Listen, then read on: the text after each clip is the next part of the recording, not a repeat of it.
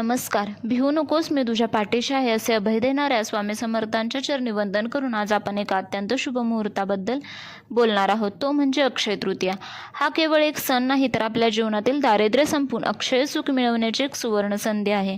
आजच्या या विशेष व्हिडिओमध्ये आपण पाहणार आहोत अक्षय तृतीयेचे पौराणिक आणि धार्मिक महत्त्व, स्वामी समर्थांनी सांगितलेले स्वामी भक्तांसाठी अत्यंत फलदायी ठरणारे विशेष उपाय, या दिवशी घरामध्ये कोणत्या वस्तूंची खरेदी करावी, तसेच या दिवशी चुकूनही कोणत्या गोष्टी करू नयेत, अन्यथा लक्ष्मी घरातून निघून जाते. हा व्हिडिओ शेवटपर्यंत नक्की पहा, कारण यामध्ये मी तुम्हाला असे काही गुप्त उपाय सांगणार आहे जे तुमच्या आयुष्याची दिशा बदलू शकतात. अक्षय तृतीया म्हणजे वैशाख शुद्ध तृतीया. 3.5 मुहूर्तांपैकी या दिवशी ब्रह्मांडात सात्विक लहरींचे प्रमाण सर्वाधिक असते. कोणतेही काम करताना पंचांग पाहण्याची गरज नसते. युगादी तिथी, याच दिवशी त्रेतायुगाचा प्रारंभ झाला. अक्षय फळ, या दिवशी केलेले दान, जप, तप आणि होम यांचे फळ कधीही संपत नाही. ते अक्षय राहते, म्हणूनच याला महापर्व म्हटले जाते. स्वामी समर्थांच्या केंद्रामध्ये किंवा स्वामी मार्गात अक्षय तृतीयेला काही खास सेवा सांगितल्या जातात. श्रीसूक्त पठण.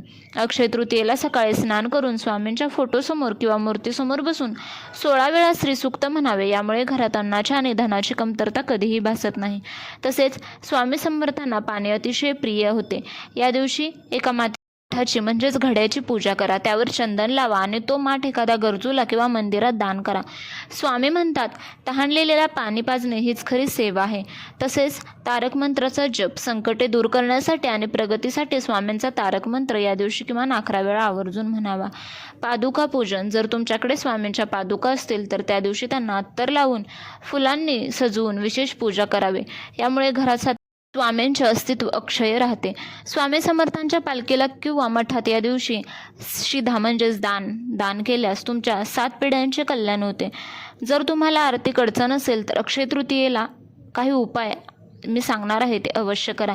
लक्ष्मी कुबेर पूजन. या दिवशी उत्तर दिशेला तोंड करून कुबेर यंत्राची किंवा लक्ष्मीच्या मूर्तीची पूजा करा. पूजेत 11 पिवळ्या कवड्या ठेवा. पूजा झाल्यावर या कवड्या लाल कपड्यात बांधून तुमच्या तिजोरीत ठेवा. तसेच कमळगट्टा माळ. लक्ष्मीला प्रसन्न करण्यासाठी कमळगट्ट्याच्या माळेवर ओम श्रीम ह्रीम श्रीम कमले कमलाये प्रसिद्ध प्रसिद्ध श्रीम ह्रीम श्रीम ओम महालक्ष्मी नमः या मंत्राचा जप करा. तसेच सोने खरेदी करणे शुभ आहेच, पण जर सोने घेणे परवडत नसेल तर सातू खरेदी करा. सातू हे देवांचे अन्न मानले जाते आणि ते सोन्या इतकेच पवित्र आहे. या दिवशी काय करावे? सकाळी लवकर उठून स्नान करावे. शक्य असल्यास गंगेचे पाणी मिसळून स्नान करा. आपल्या पितरांच्या नावाने तर्पण किंवा दान करावे. घराच्या मुख्य दरवाजावर तोरण लावावे आणि रांगोळी काढावी. या दिवशी काय करू नये तर भांडणतंटा टाळा. या दिवशी घरात कटकट किंवा राग व्यक्त करू नका. जिथे शांतता असते तिथेच लक्ष्मी वास करते. कोणालाही कर्ज देऊ नका. अक्षय तृतीयेला कोणालाही पैसे उधार देऊ नका, कारण यामुळे तुमच्या घरातील लक्ष्मी बाहेर जाते. तसेच घराचा कोणताही कोपरा अंधारात ठेवू नका. विशेषतः संध्याकाळी तुळशीजवळ आणि मुख्य दारात दिवा लावा. तसेच हा पवित्र दिवस सात्विकतेचा आहे, त्यामुळे तामसी पदार्थांपासून म्हणजेच मांसाहार, मद्यपान यांपासून दूर राहा. कोणाचा अपमान करू नका. विशेषतः गरजू किंवा भिकाऱ्याला रिकाम्या हाताने पाठवू नका. महाराष्ट्रात आणि ग्रामीण भागात पितरांसाठी मातीची घागर भरण्याची पद्धत आहे. या दिवशी पितरांना पाणी दिल्याने घरातील पितृदोष दूर होतात आणि मुलाबाळांच्या प्रगतीमधील अडथळे दूर होतात. अक्षय तृतीयेला आपल्या स्वयंपाकघरातील अन्नपूर्णा मातेच्या मूर्तीचा किंवा फोटोचा अभिषेक करावा. जर मूर्ती नसेल तर तांदळाच्या राशीवर सुपारी ठेवून तिची पूजा करावी. यामुळे वर्षभर घरात धान्याची कमतरता भासत नाही आणि अन्नाला चव येते.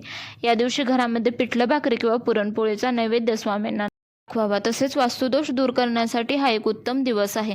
अक्षय तृतीयेच्या दिवशी सकाळी घर पुसण्याच्या पाण्यात थोडे खडे मीठ टाकावे. घर पुसून झाल्यावर घराच्या मुख्य प्रवेशद्वारावर दोन्ही बाजूंना तांब्याच्या पात्रात पाणी भरून त्यात फुले टाकावीत. यामुळे घरातील नकारात्मक ऊर्जा नष्ट होऊन लक्ष्मीच्या स्वागतासाठी वातावरण तयार होते.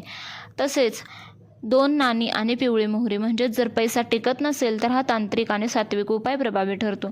पूजेच्या वेळी 2 तांब्याची किंवा सोन्या चांदीची नाणी घ्या. त्यावर चंदनाचा टिळा लावा. एका लाल कापडात ही नाणी आणि थोडी पिवळी मोहरी बांधून ती स्वामींच्या चरणांना स्पर्श करून आपल्या तिजोरीत ठेवा. पिवळी मोहरी धन खेचून घेण्याचे काम करते असे मानले जाते. तसेच या दिवशी पिंपळाच्या झाडाची सेवा करावी.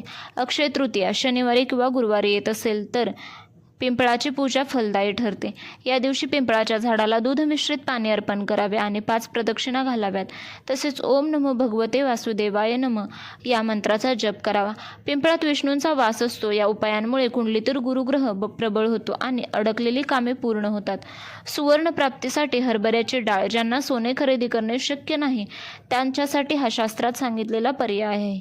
अक्षय तृतीयेला 1.25 किलो हरभऱ्याची डाळ भगवान विष्णूंच्या किंवा स्वामींच्या मंदिरात दान करावे.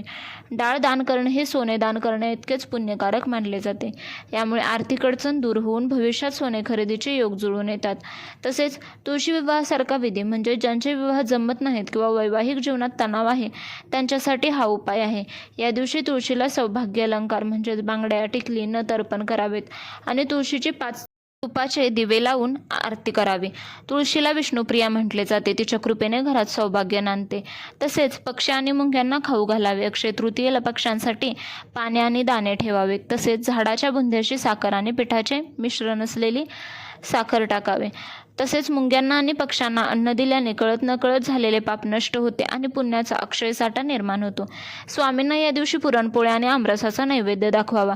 नैवेद्य दाखवण्यापूर्वी त्यावर तुळशीचे पान ठेवावे. तसेच श्री स्वामी समर्थ या मंत्राचा किमान 13 माळा जप करावा. या दिवशी केलेले नामस्मरण हे अक्षय फळ देते. शक्य असल्यास जवळच्या केंद्रामध्ये मंदिरात जाऊन श्रमदान किंवा अन्नदान करावे. या दिवशी दक्षिण दिशेला तोंड करून पितरांच्या नावाने काळे तिळ आणि पाणी अर्पण करावे. यामुळे घरातील कटकटी दूर होऊन वंशवृद्धी होते. या दिवशी काय करावे? गंगा स्नान किंवा नदीत जाऊन स्नान करावे. शक्य असल्यास पवित्र नदीत स्नान करावे, अन्यथा स्नानाच्या पाण्यात थोडे गंगेचे पाणी टाकावे. या दिवशी सातू खरेदी करणे किंवा दान करणे हे सोन्या इतके शुभ मानले जाते. नवीन व्यवसाय, घर खरेदी किंवा विवाहाचे बोलणे सुरू करण्यासाठी हा स्वयंसिद्ध मुहूर्त आहे. संध्याकाळी घराच्या ईशान्य कोपऱ्यात किंवा तुळशीजवळ तुपाचा दिवा लावावा. या दिवशी कांदा लसूण टाळावा. या दिवशी जेवणात कांदा लसूण किंवा मांसाहार घेऊ नये. घर सात्विक ठेवावे. घरात आलेल्या कोणत्याही भिक्षुकाला किंवा गरजूला किमान पाणी किंवा धान्य तरी द्यावे. मोकळ्या हाताने, रिकाम्या हाताने पाठवू नये. तसेच 3 सांजेला घरात अंधार ठेवू नका. लक्ष्मीच्या स्वागतासाठी सर्व दिवे सुरू ठेवावेत. नखे किंवा केस कापणे. या दिवशी नखे किंवा केस कापणे शास्त्रात निषिद्ध मानले गेले आहे. तर मित्रांनो, आज आपण अक्षय तृतीयेच्या महापर्वाबद्दल सविस्तर माहिती घेतली. अक्षय म्हणजे ज्याचा कधीही नाश होत नाही, मग ती संपत्ती असो किंवा आपली पुण्याई. स्वामी समर्थाने नेहमीच आपल्याला सत्कर्माचा मार्ग दाखवला आहे. म्हणूनच या दिवशी केवळ सोने खरेदी करून थांबण्यापेक्षा कोणाच्या तरी चेहऱ्यावर हास्य कसे येईल हे पहा. लक्षात ठेवा, आपण दिलेली मदत किंवा केलेले दान हेच आपल्यासोबत कायमचे राहणार आहे.